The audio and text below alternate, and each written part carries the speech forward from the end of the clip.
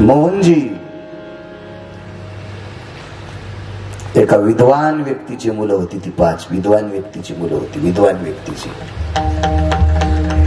मागच्या जन्मात त्यांच्या वडिलांनी हरकळजी उत्तरजी विद्यार्जन करण्यासाठी एका महान साधूकडे शिकायला ठेवले. वेदाध्ययन करा, शास्त्राध्ययन करा, पुराणाचं अध्ययन करा, कर्मकांड शिका, ऋचा शिका, श्लोक शिका, याच्याकरता तिथे ती ठेवली. पण योग असा आला नाना, हे विद्यार्जन न करता राजा बळीच्या नगरीत एक पैलवान होता आणि त्या पैलवानाकडे गेले आणि कुस्ती शिकले. अशी शिकले, कुस्ती शिकले, कुस्ती. काय असं गुटगुटीत शरीर हे ते वगैरे काय. आले वापस. नेमकंच लग्न झालं ते एक जणाच्या पोराचं. लग्नात सत्यनारायण करतात ना वाटते. लग्न झालं करावं लागतं सत्यनारायण. आणि त्या सत्यनारायणाच्या पूजेला जलाल बाबा मोठं पोरग पाठवलं जा. आता ते लग्नातला सत्यनारायण म्हणजे काय, उरकून टाकायचा कारभार असतो. ते का नवरदेवाचं काय सुपाऱ्याकडे चित्त असते का, सत्यनारायणाच्या मूर्तीकडे त्या प्रतिमेकडे चित्त असते का, त्या रंगनाथाकडे पाहतो ते तिच्याच चित्त्याच. आणि मी सांगायची काय गरज आहे, तुम्ही नवरदेव झाले नाही का?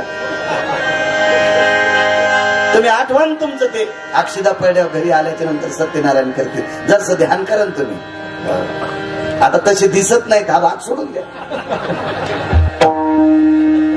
पण ते आठवण तो का, त्या हळद अंगाला लागलेली, काय ते आंघोळ घालताना हलकी वाजायली, काय ते थाट असते ते जरा वेगळंच. उन्हात गेली की बाया म्हणतात मा हळदीचं अंग उन्हात जाऊ नको. हो, याला पाहिल्यावर डुकरं मरतील, इतका येडगळ. आणि याला काय व्हायला, हळद लावले ना बायका जास्त जपत असतात.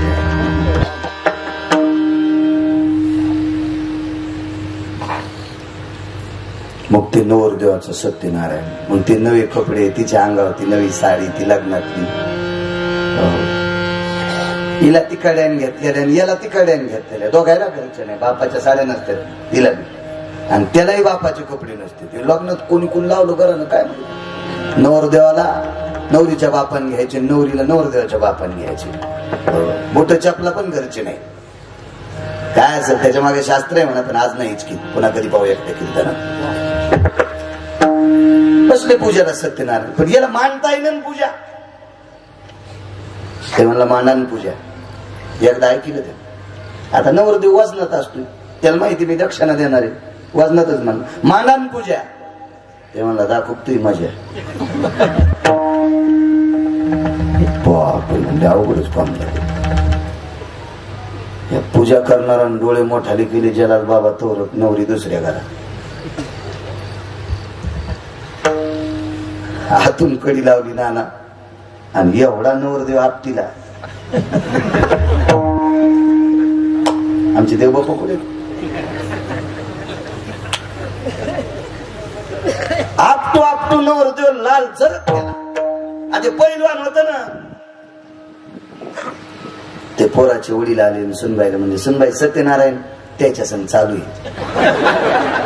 तिला याच्याकडे हाणामारीचा सत्यनारायण असतो खाली का चालू म्हणजे ते सण सत्यनारायण. खिंडीतून पाहिलं तर पोरग लाल बंद केलं. वडिलाला जाऊन सांगितलं, बापाला राग आला, नालायक किती चांगल्या फळात जन्माला तुम्ही. अरे विद्या अर्जन करण्यासाठी पाठवलं, काय केलं, राजा बळीच्या नगरीत जाऊन कुस्ती शिकलो. शाप त्याला, पाप्यानो तुम्ही या कुळात राहायच्या लायकीचे नाहीत. तुम्हाला पुढचा जन्म पहिलवानाचा भेटेल आणि हलकट राजाच्या दारात भेटेल.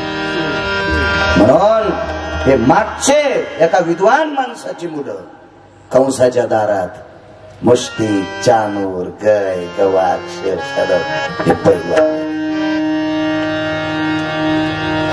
मारल्या गेली. पहिल्याच एका बुक्कीत पाची मार. तिथंच एक धनुष्य ठेवलेलं होतं, तेही कडकड कडकड मोडून टाकलं. दोन्ही अवतारात धनुष्य मोडलं. बघा तुम्ही वाचवा शास्त्र, लक्षात येईल तुमच्या. मोडूनच टाकलं. वरी गेल्याच्या नंतर मामांचं दर्शन घेतलं. भगवंताने विचार केला, मातुळ कुळाचा अपमान नकोय. हो, आईचा भाऊ आहे, चुलत असो की सख्खा असो. प्रेम असल्यावर ना त्याचा विचार करायचाच नाही. आजही रामराज्य आहे, आजही रामराज्य आहे. संख्या नाना नालायकाची वाढू द्या, पण आजही चांगल्याची संख्या आहे.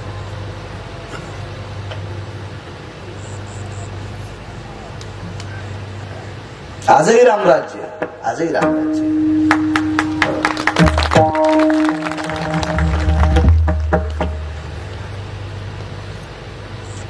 भावानं कार्यक्रमाचं आयोजन केलं काकाने.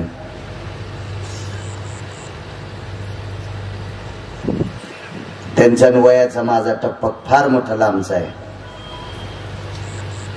शिवाजी काकांनी भागवताचं आयोजन केलं. स्टेजून हाताला धरून मला नाना खाली घेते, गाडीत बसून स्वतः गाडीचं गेट लावते. भावानं केलेल्या कामात आदर. निवृत्ती दादा असतील, नामदेव दादा असतील, अत्यंत परीक्षेचा निकट काळ तन्मय वयाचा. एक काही गोष्टी अशा शीतावून भाताची परीक्षा ओळखायची असती. भात शीत एका शीतेकडे भात. हो, असं कळतं. अशी एखादी बाई एक भात हाटून पाहती शिजला का नाही, एकच कण उचलायचं. तो तन्मय आला, देवाचं दर्शन माझं घेतलं. वडील खाली होते, काका तिथं उभे होते. काकांचं दर्शन रघुनाथ बाबाचं. म्हणजे हे कळतंय, आजही रामराज्य, आजही रामराज्य. आणि एक मुद्दा सांगतो नाना, येताना मी अण्णांकडे चहा घेतला. अण्णानं सांगितलं मला किडनीचा आजार आहे, पण तिथं त्यांनी सांगितलं माझ्या वडिलाच्या चुलत बहिणीने, म्हणजे यांच्या चुलत आत्यांनी यांना किडनी दिली. आजही रामराज्य, आजही आजही आजही आहे.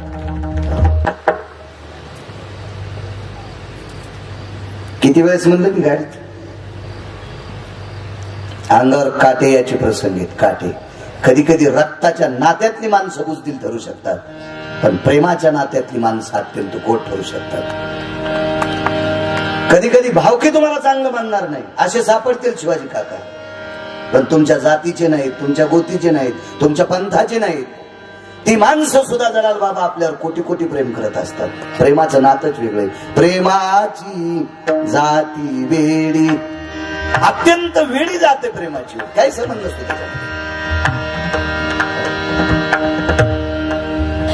योग अशा आला. मातुळ कुळाचा अपमान नकोय म्हणून कृष्ण परमात्म्याने कंसाचं दर्शन घेतलं.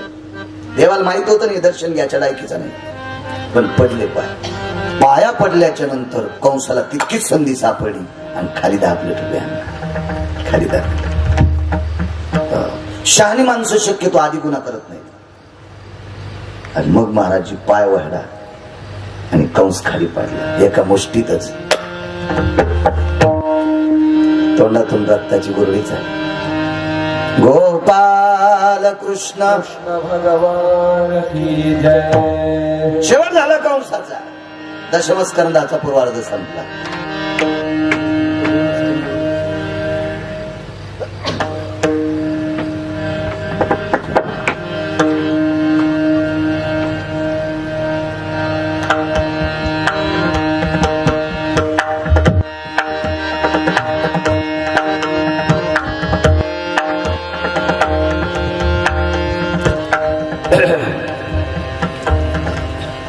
कंस मारल्याच्या नंतर कंसाला अस्ति आणि प्राप्ती नावाच्या 2 पत्न्या होत्या. ह्या कोणाच्या होत्या मी तुम्हाला सांगून दिल्या. जरासंधाच्या मुली होत्या.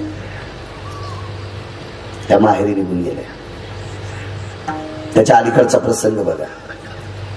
भगवान परमात्म्याने कंसाला मारल्याच्या नंतर स्वतःच्या आई वडिलांना आधी मुक्त नाही केला. बाकी नीट लक्षात ठेवा. आधी कंसाच्या आई वडिलाला मुक्त केलं.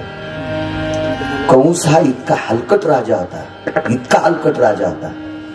त्या त्यानं देवाचे आई वडील बंदी शाळेत तर टाकलेच होते, पण स्वतःचे आई वडील अंधार कोठडीत टाकले होते. उग्रसेन महाराज आणि त्यांची पत्नी.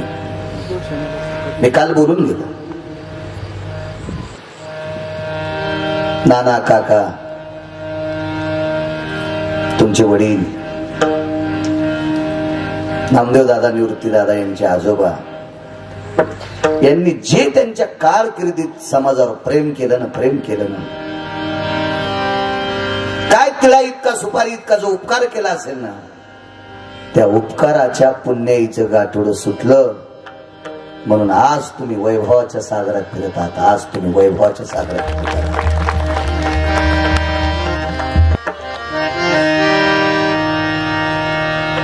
किशनरावजी जगताप तुमचे वडील